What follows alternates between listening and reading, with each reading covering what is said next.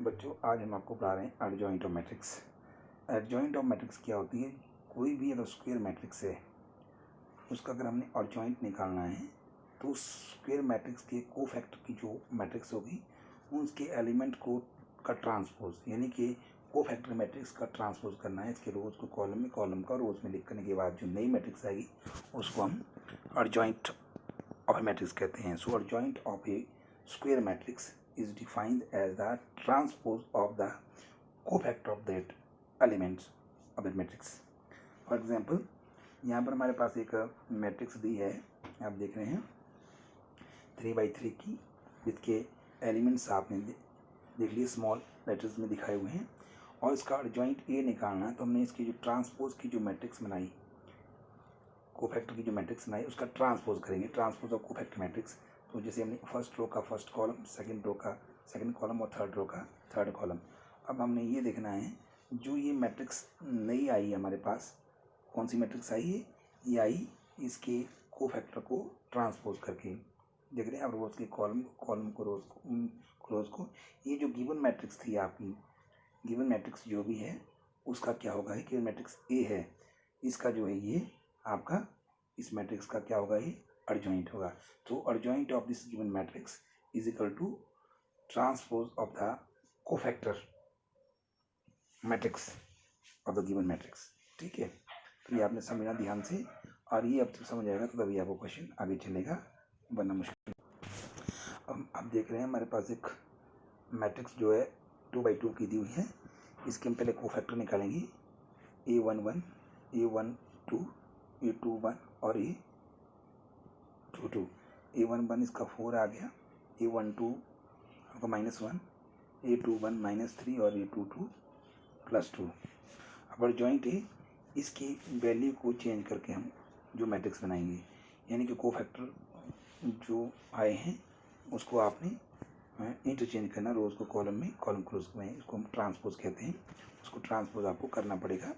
उसके लिए हम देखो ए कैपिटल में लिखते हैं कोफैक्टर मैट्रिक्स को। अब देख लीजिए को A11, A12, A21, A22, तो 4 और -1, -3 और 2।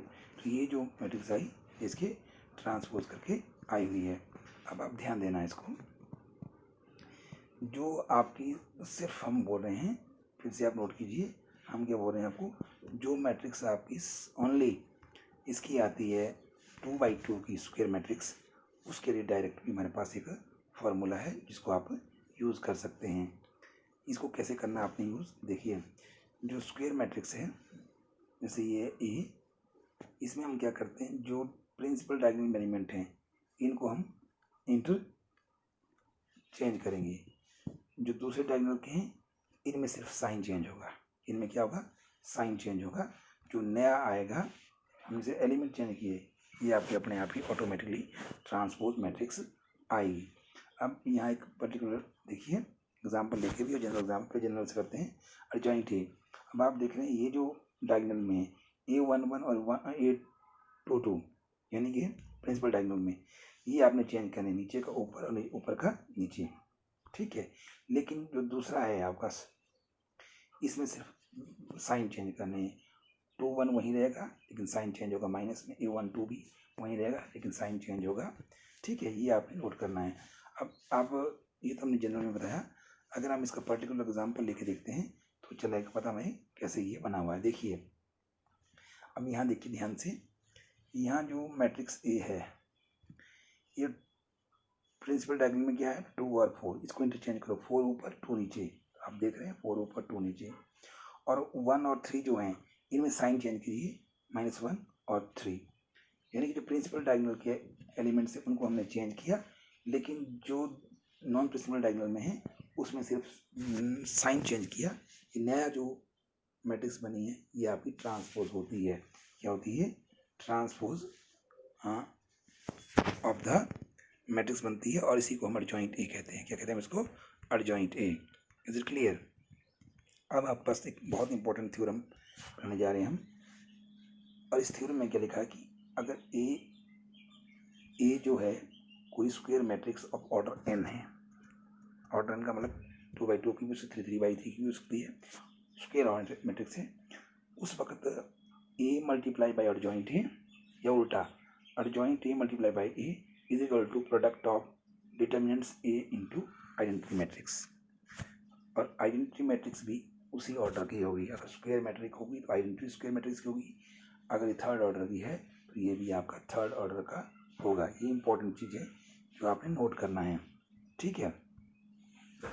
अब देखिए इसकी वेरिफिकेशन करने के लिए क्या करते हैं हम, इसकी वेरीफाई कर रहे हैं हम आंसर को कि भाई ये किस तरह सही है।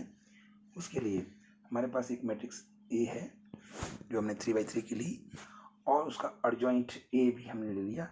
हमने कैपिटल ए से इंडिकेट करते हैं इसको और वो भी हमने ट्रांसपोज किया है। आप देख रहे हैं जैसे जो फर्स्ट रो में थे उसका फर्स्ट कॉलम बना है और सेकंड रो का सेकंड कॉलम और थर्ड रो का थर्ड कॉलम, ये ट्रांसपोज करके बनी है। अब हमें पता है, मैंने पीछे पढ़ा हुआ है, sum of product of elements of a row with corresponding cofactor is equal to the determinants of that matrix, otherwise it is zero.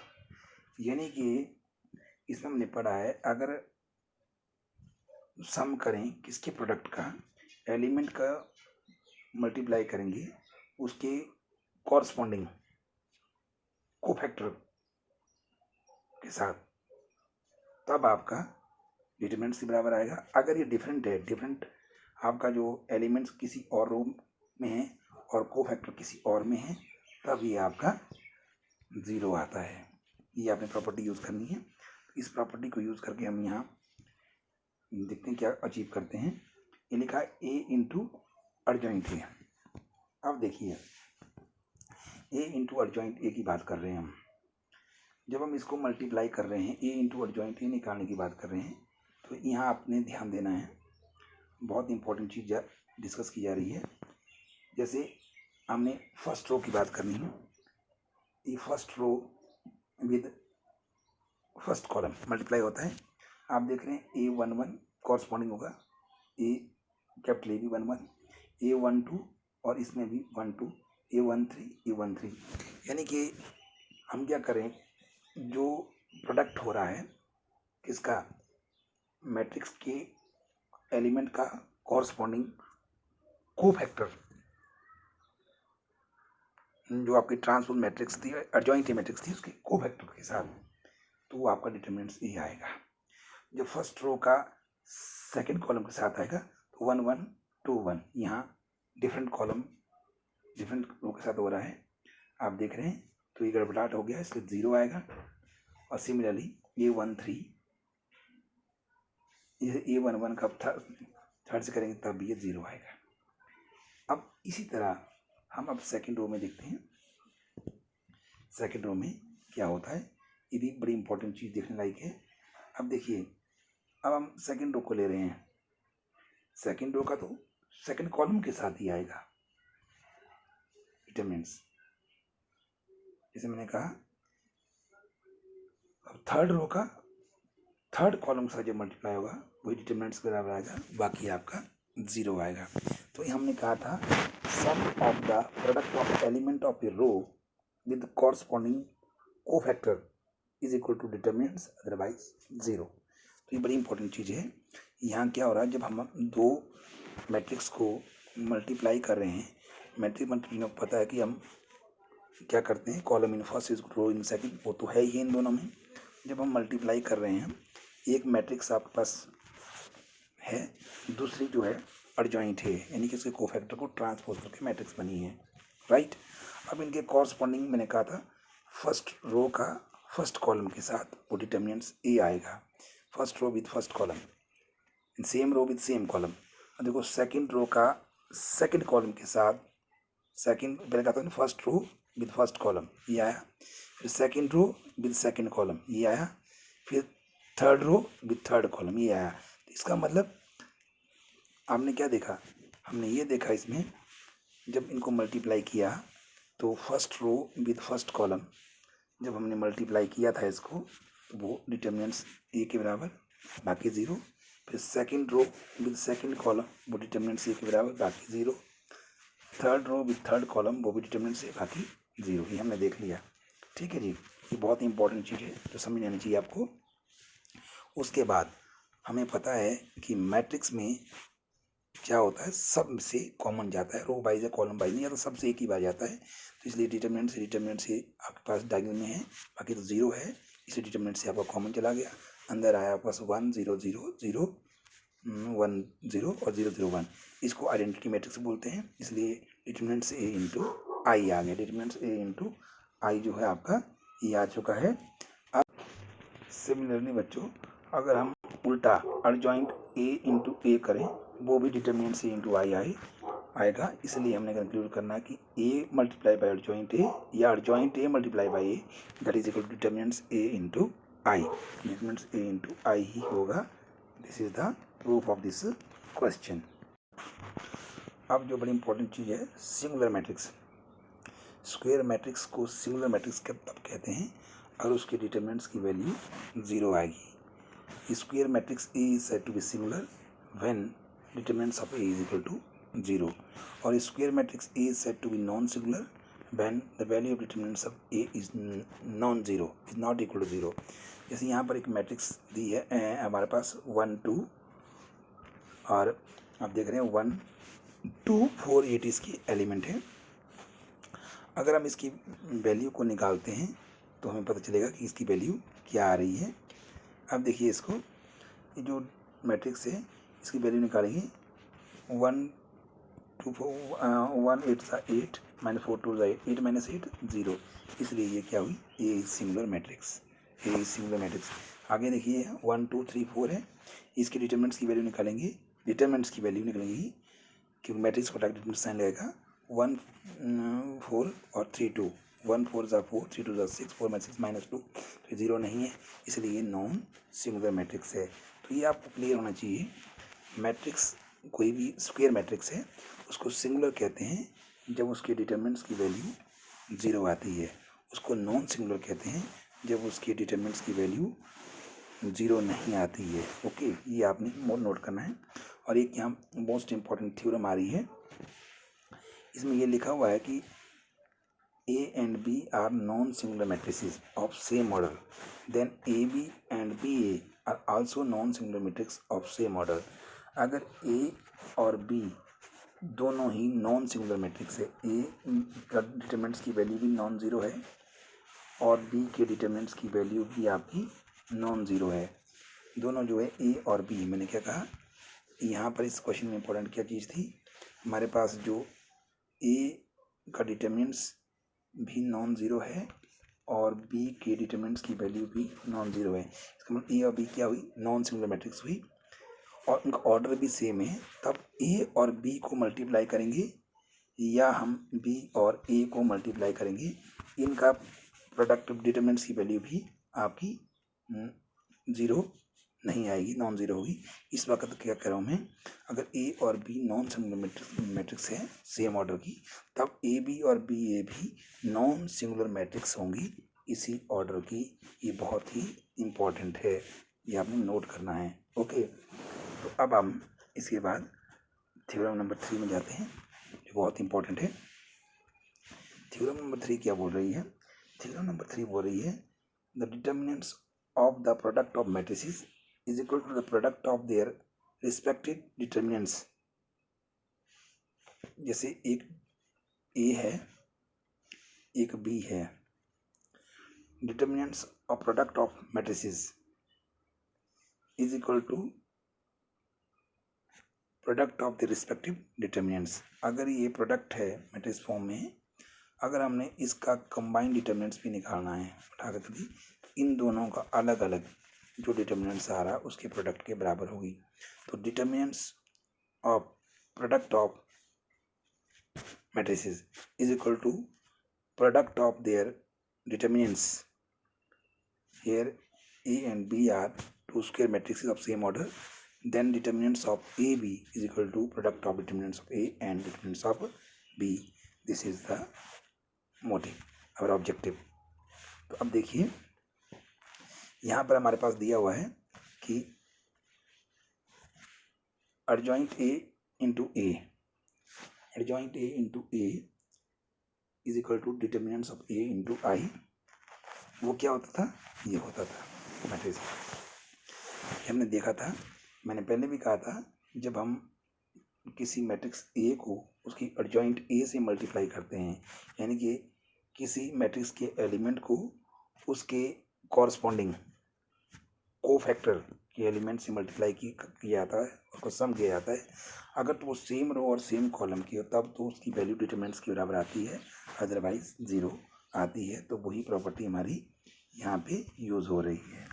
Okay, अब देखिए, अब हम क्या कर रहे हैं, इसमें ही डिटरमिनेंट्स लगा रहे दोनों तरफ, writing the determinants of matrix on both side. तो डिटरमिनेंट्स ऑफ एडजॉइंट ए और A is equal to determinants of A, matrix को डायरेक्ट डिटरमिनेंट्स लगा दिया।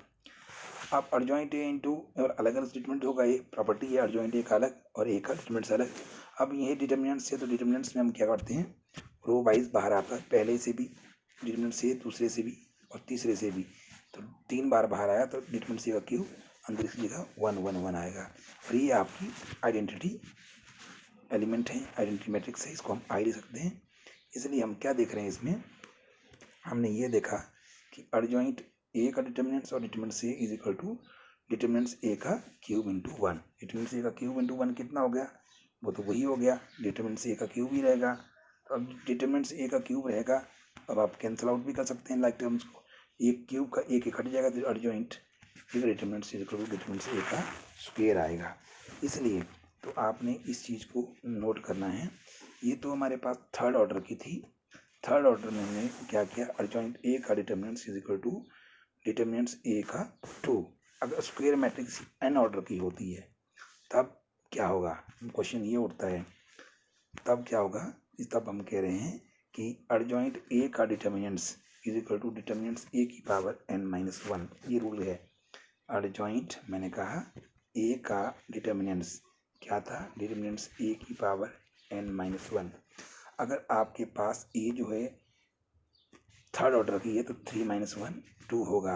अगर सेकेंड ऑर्डर की है 2 - 1 1 ही होगा, डिटरमिनेंट्स ही होगा। अगर फोर्थ ऑर्डर की है 4 - 1 3 होगा। ये कहने का मतलब है कि जनरल इसका फॉर्मूला हो गया। ओके, अब हमारे पास इंपॉर्टेंट थ्योरम आ रही है, थ्योरम नंबर 4। ये अलग से है, square matrix A is invertible if and only if A is non-singular matrix. Square matrix A is invertible if and only if A is non-singular matrix.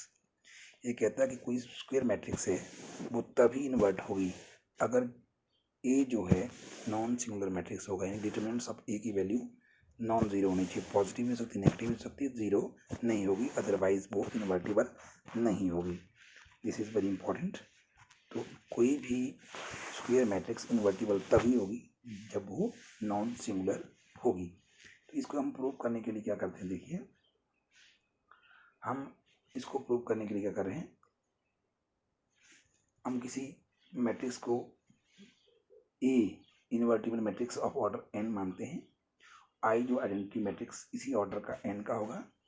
उस वक्त कोई मैट्रिक्स एक और बी स्क्वायर मैट्रिक्स यूज करेगी, इसका order भी वही होगा।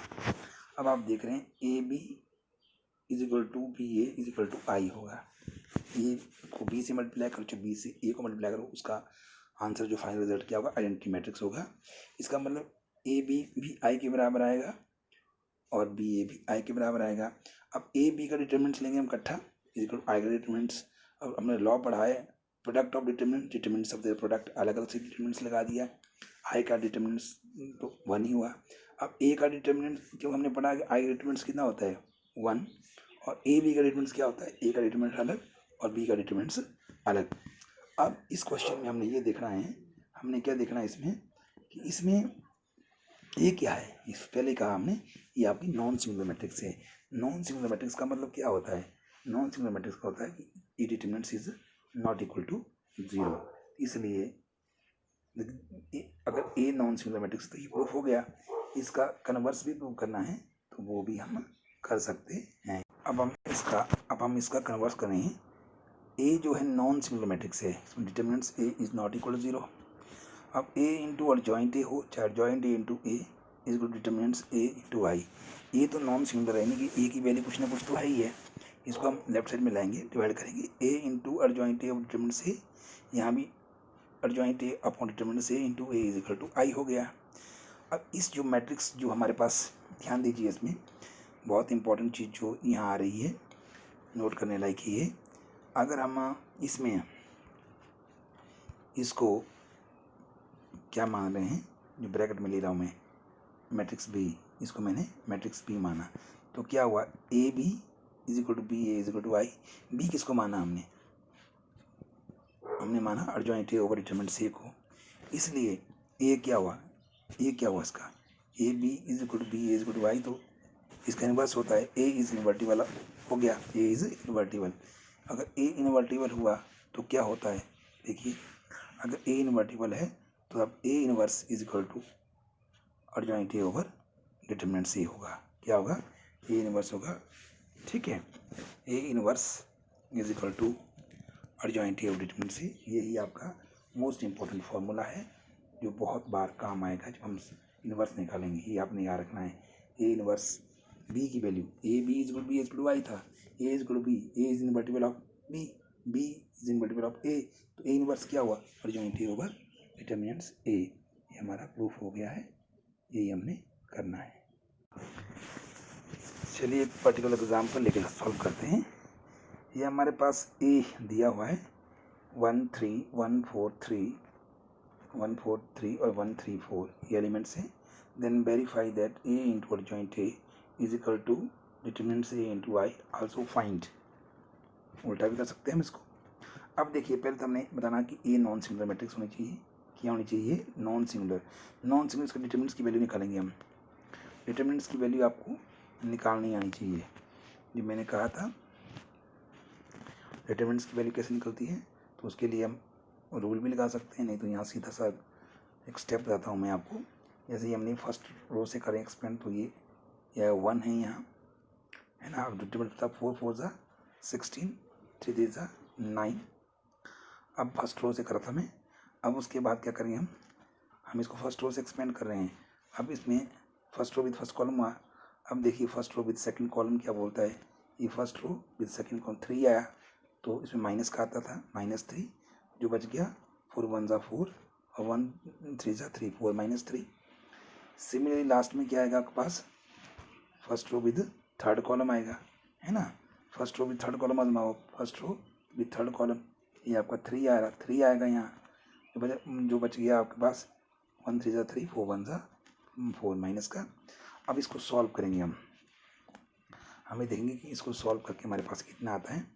ये जो अब जब हम इसको सॉल्व कर रहे हैं तो देखिए ये आपके पास 1 16 -9 कितने होते हैं 7 -3 4 -3 कितने होते हैं 1 +3 3 -4 -1। सॉल्व करो 7 -3 और -3, यानी कि आपके पास 7 - 6 दैट इज इक्वल टू 1। 1 आ रहा है, 1 इज not equal to 0, hence it is a non singular matrix. तो ये नॉन सिंगुलर मैट्रिक्स हमारी हो गई, ठीक है, इसलिए आगे ये सॉल्व हो सकता है। अब हम इसी में जैसे हम निकालते थे उसी तरीके से हम इसके कोफैक्टर निकालेंगे, ठीक है। ये कोफैक्टर निकालना मैं पहले भी बता चुका हूँ, हम खुद ही निकालेंगे। ए खुद ट्राई कीजिए कोफैक्टर निकालने के लिए। हम देखेंगे A11 A12 A13 A21 A22 A23 A31 और 32 या 33 ये आया। अब अर्जॉइंट है जो कोफैक्टर की मैट्रिक्स इसको ट्रांसपोज करके, यानी कि जैसे A11 A12 A13 first row का फर्स्ट कॉलम, ये एलिमेंट हमने लिखे यहाँ, सेकेंड रो थर्ड रो, ये हमारे पास अर्जॉइंट की मैट्रिक्स आई, ठीक है, ये हम आपको बता चुके हैं। अब हमने A इंटू अर्जॉइंट है, अब A इंटू अर्जॉइंट है बोला है, तो हमारे पास मैट्रिक्स A भी गिवन है, इसके एलिमेंट में लिख दिए हैं ये, और अर्जॉइंट की भी ये है। मैट्रिक्स मल्टीप्लिकेशन लिखने हमें पता column in first is equal row in second है, इसमें 3/3 की मैट्रिक्स है, स्क्वायर मैट्रिक्स में चेक करने की जरूरत नहीं होती। तो फर्स्ट रो को फर्स्ट कॉलम से मल्टीप्लाई करो तो देखेंगे क्या बनता है 1 7 ज़ा 7 3 into 1 3 -3 3 into 1 -3. Similarly first row with second column ये आएगा, first row with third column आपका ये आएगा, ठीक है। अब इसके बाद मैट्रिक्स मल्टीप्लिकेशन का रूल चेक करते वक्त करते वही सेम चीज़ें हैं। अब आपके पास second row with first column को मल्टीप्लाई करके ये आएगा, सेकंड रो को सेकंड कॉलम के साथ ये आएगा, फिर second row with third column आपका ये प्रोडक्ट आएगा, ठीक है। अब आप इसको नेक्स्ट में ले जाइए। अब थर्ड रो, राइट, क्या करेंगे हम इसको, थर्ड रो को फर्स्ट कॉलम के साथ ये आएगा, third row with second column ये आएगा, third row with third column ये आएगा। अब ये सब कुछ आने के बाद क्या करेंगे हम इसको सिंपली इनको ऐड करके देखिए कितना आएगा। आप देख रहे हैं, आप इनको ऐड करिए इनको। 7 -3 -3 -6 7 -6 कितना थे 1, -3 कट गया आया 0, -3 कट गया ए भी आया 0, 7 -7 ये भी 0, -3 + 4 ये आया 1, फिर -3 कट गया ये आया 0, ए भी आया 7 -7 0, ए भी आया -0, -3 + 4 ये भी आया 1। आप देख रहे हैं इसमें डायगोनल एलिमेंट आ रहा है 1 1, आइडेंटिटी मैट्रिक्स से ये 1 आ गया, क्या आ गया है 1, आइडेंटिटी मैट्रिक्स बोलते हैं इसको, ये 1 आ गया ये 1, ठीक है।